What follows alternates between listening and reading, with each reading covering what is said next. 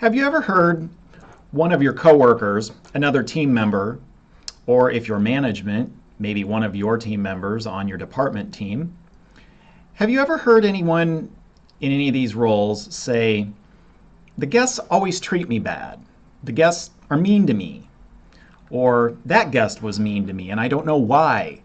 Have you ever experienced maybe a salesperson on one of our teams that has said, gosh, I just don't understand why I can't sell. This is tough to me. People don't listen to me.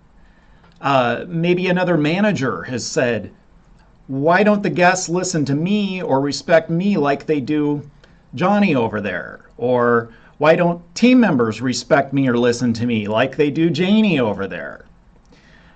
I think we should do ourselves a favor, folks, sometimes, to look at ourselves.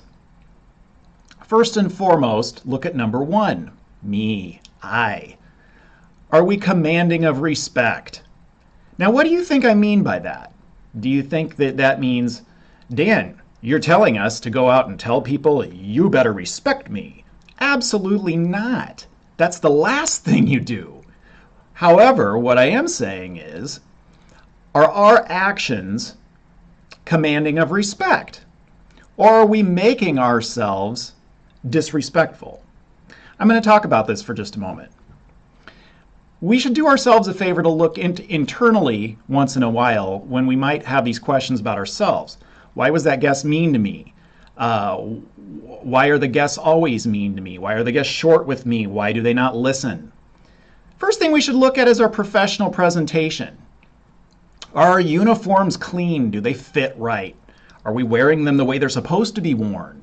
Do we have a name badge on? Is it in the right spot? Can you read it? Is it about to fall off? Is it dirty? How about our personal hygiene? Would someone maybe think that we just rolled out of bed or not? Do we look like we put any effort into ourselves today or not? If not, you're probably not commanding of respect. If we're coming to work looking like we just threw ourselves together, you're probably not doing everything you can do to command professional respect. It also goes down to the way we talk. Are we using words that we should be using in a hospitality service environment? My pleasure. Thank you. Welcome and welcome back. We appreciate your business. We appreciate you staying with us. Are we using these phrases and words? Or are we just saying things like, yep, got it. Back in a minute. Thanks. If we're using things that are slang, we're not doing everything we can be doing to command respect and to be respectable. Think about eye contact and posture for a second, all right?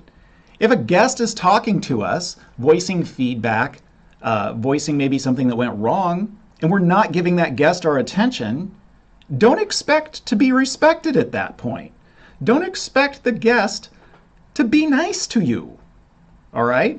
You're not doing everything that you should be doing to command that respect, all right? Are we sitting? Are we leaning? If we're working the front desk, are we staying seated when we're talking to a guest? Now, if it's a health reason and it's pre-approved, then that's understandable. However, default, when we're with our guests, we stand. All right, this doesn't make any difference if we're a salesperson, management, what department, what have you, we stand up when we're talking with our guests.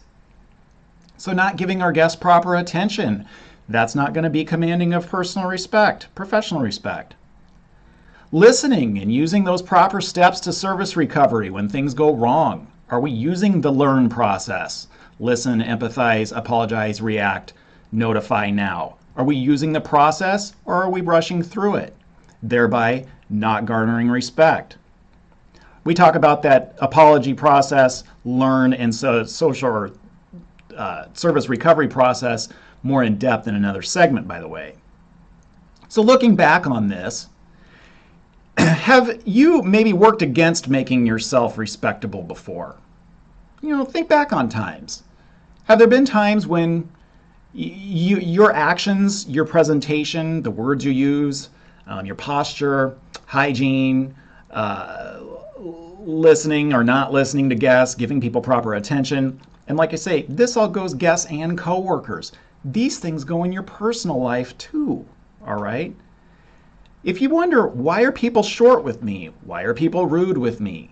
Why won't they listen to me? Why do they give Johnny more respect than they give me? Why do they give Janie more respect than they give me? Look at these things first.